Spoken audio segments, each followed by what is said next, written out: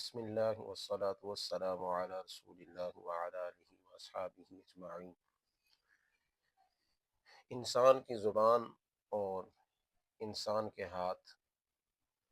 گناہ کرنے میں بہت جلدی کرتے ہیں،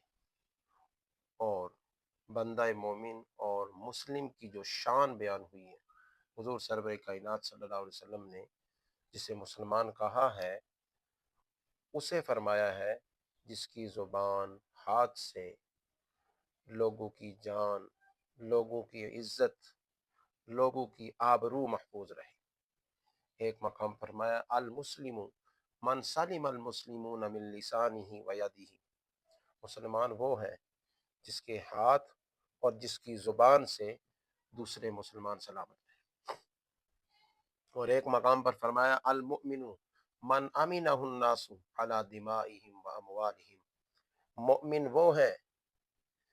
جس سے لوگوں کے مال اور لوگوں کی جو جانیں ہیں وہ محفوظ رہیں۔ اور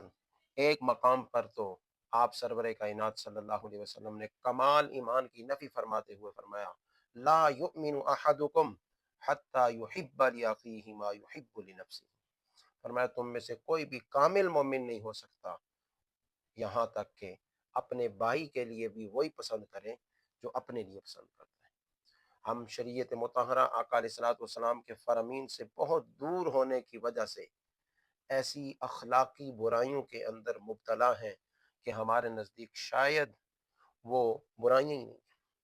جس طرح کہ ایک حدیث مبارکہ میں فرمایا من حسن اسلام المرء ترکہ ما لا یعنی،